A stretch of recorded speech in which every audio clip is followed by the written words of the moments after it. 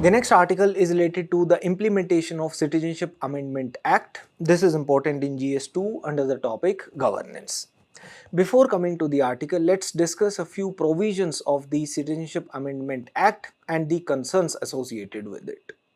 The Citizenship Amendment Act provides that the Indian citizenship can be granted to the people belonging to Hindu, Buddhist, Jain, Sikh, Parsi and Christian religions who have immigrated into India from the Muslim majority neighboring countries Bangladesh, Afghanistan and Pakistan. The Act provides that they must have entered into India before December 2014 and they must be facing religious persecution in their home countries from where they have come, or they have had a fear of religious persecution. Now, what are the benefits under the Citizenship Amendment Act? They are provided fast track citizenship. That is, usually the citizenship through naturalization is provided if a person has been staying in India for a period of 12 months consecutively recently, or he has stayed in India for 11 years out of the previous 14 years. The Citizenship Amendment Act provides the benefit that the citizenship through naturalization can be provided after a period of only 5 years rather than 11 years for the people who are eligible beneficiaries under the Citizenship Amendment Act. It also defines the illegal immigrant. The illegal immigrant is defined under Section 2 of the Act. The illegal migrant is a person who has entered into India without valid travel documents, that is without valid passport or valid visa, or he has entered into India with valid documents but he has overstayed beyond the legally permissible limit. Now there are certain exceptions also under the Citizenship Amendment Act, that is the persons who will be granted the citizenship under the Citizenship Amendment Act, they will not be allowed to settle down in the 6 scheduled areas, that is the tribal areas in Assam, Meghalaya, Tripura and Mizoram. Also, they will not be allowed to settle in the inner line permit areas of Arunachal Pradesh, Mizoram and Nagaland. Now there are certain concerns with the Citizenship Amendment Act. First, it is adopting a religion-centric approach. It is listing down the religions, the persons belonging to these religions only will be able to avail the benefits under the Citizenship Amendment Act. That is mentioning the religions Hindu, Sikh, Buddhist, Jain, Parsi and Christians. The Jews have not been mentioned and Muslims have not been mentioned, which goes against the constitutional ethos. The constitutional ethos is secular in nature. The word secular is explicitly mentioned in preamble. The secular ethos is observed through various constitutional provisions, particularly Part 3 in the Constitution.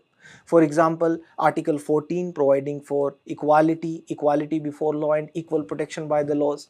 The Article 25 providing for the freedom of religion, the freedom to practice, profess and propagate one's religion, freedom of conscience as well. Whereas listing down particular persons belonging to particular religions goes against this secular ethos.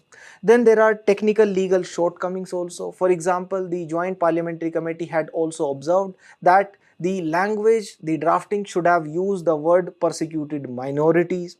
Then there is the issue with the Assam Discord also, as even the non-Muslim immigrants from Bangladesh who have immigrated after 1971, they will also be able to gain entry and gain citizenship, although now there are exceptions as well. There are certain other issues. For example, there is the exclusion of atheists also, persons who do not profess any religion officially, then they will not be able to seek the citizenship under the Citizenship Amendment Act. Similarly, there has been the exclusion of countries. The countries only Bangladesh, Afghanistan and Pakistan have been mentioned. There is no mention of the illegal migrants from Nepal, Bhutan or Myanmar. There are persecuted minorities in the other countries also. For example, Tibetan Buddhists from China, the Tamils from Sri Lanka, they are also persecuted. And then there are certain sects within the Islam religion also. For example, the Ahmadi sect in Pakistan, they are also facing the religious persecution there. Also, before coming to the article, let us observe specifically Section 6B of the Citizenship Amendment Act and the Section 2. The Section 2 provides for the definition of the illegal migrant that we have already discussed. Along with this, there is a proviso which provides that any person belonging to Hindu, Sikh, Buddhist, Jain, Parsi or Christian community from Afghanistan, Bangladesh or Pakistan, they shall not be treated as illegal migrant for the purposes of this act. Now, the Section 6B of the Citizenship Amendment Act empowers the central government to constitute an authority which can grant a certificate of registration or a certificate of naturalization to the persons coming from Bangladesh, Afghanistan or Pakistan who are coming within the proviso of Section 2. Now let us observe the article. The center has operationalized the process of granting the citizenship under the Citizenship Amendment Act through a gazetted notification notifying the constitution of an empowered committee in the state to process the applications in the state of West Bengal. In the exercise of the powers conferred by the subsection 1 of the Section 6B of the Citizenship Amendment Act along with the sub-rules 1 and 3 of the Citizenship Amendment Rules, the center has appointed the Deputy Registrar General of the Directorate of Census Operations, West Bengal as the head of the committee. Along with this, there will be the members of the committee including a Deputy Secretary rank officer from the Subsidiary Intelligence Bureau, the nominees from the Jurisdictional Foreign Regional Registration Officer and the State Informatics Officer of the National Informatics Center of the state of West Bengal.